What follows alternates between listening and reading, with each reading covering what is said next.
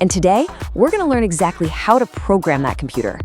So let's really nail down what we mean by this before we step onto the canvas. A lot of people throw around the term boxing IQ, but what does it actually mean in practice? It's definitely not just having a ton of ring experience. True boxing IQ is a two-step process. First, it's recognizing a pattern in your opponent's behavior, and second, it's finding the absolute best possible physical response to exploit that exact pattern.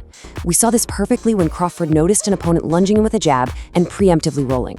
Crawford registered that pattern, realized a headshot was going to miss, and instantly computed the best response, a devastating power punch straight to the body. That, right there, is boxing IQ. All right, let's get into phase 1, downloading the opponent. Every truly elite performance starts with reconnaissance. For a master tactician, those first 2 to 3 rounds, they aren't a brawl. They are a critical, hyper-focused data collection phase. When he's facing an aggressive forward-pressing fighter, Crawford uses his lead hand almost like a radar. He's out there mapping out the exact millimeter of safe distance. Not so close that the guy can land a stepping jab, but not so far that Crawford backs himself into the ropes. But here's where his genius is so adaptable. If he's facing a patient counterpuncher instead, that exact same lead hand becomes a probe to force them to react and reveal their defensive habits. Either way, he is actively calculating their speed and taking mental notes on every single twitch and reaction. Moving right along to phase 2, disrupting rhythm with feints. So once that data is downloaded, we use it to bait, control, and ultimately paralyze the opponent. This brilliantly illustrates the difference between your everyday amateur and an elite tactician. When an aggressive fighter presses forward, an amateur panics, right? They retreat in a straight line directly into the ropes, cover up, and basically turn into a heavy bag. But the elite, they mix backward steps with incredibly calculated lateral footwork.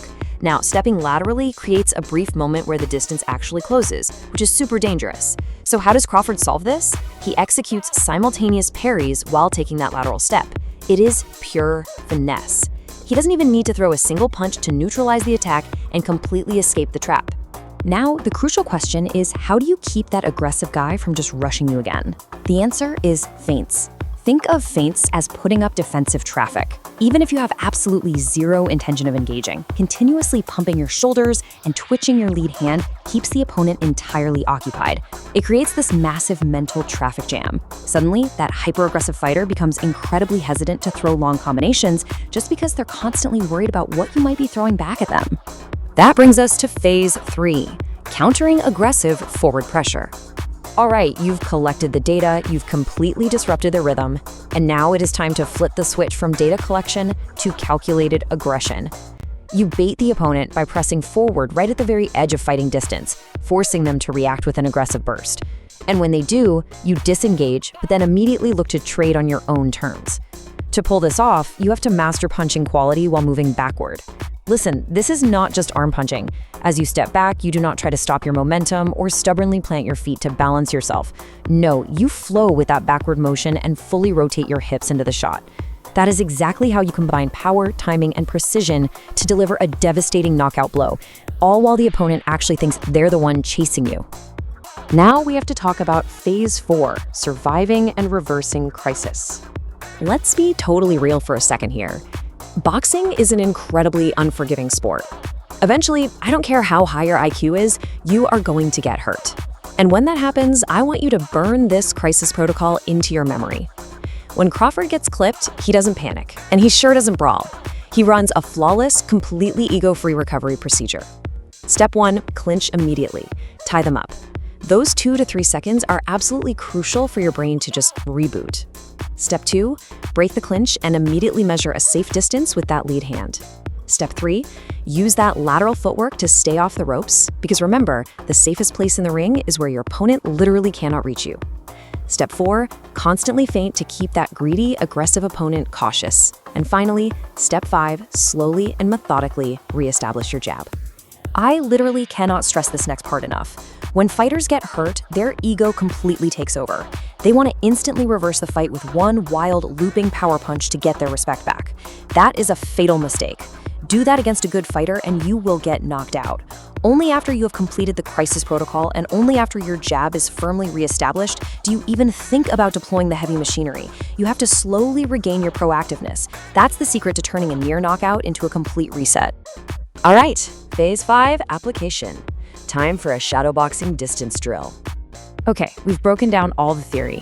Now I'm bringing this explainer directly into your training camp because we need to program these mechanics into your muscle memory right now. Clear some space wherever you are, get in your stance. This is your solo lateral distance drill.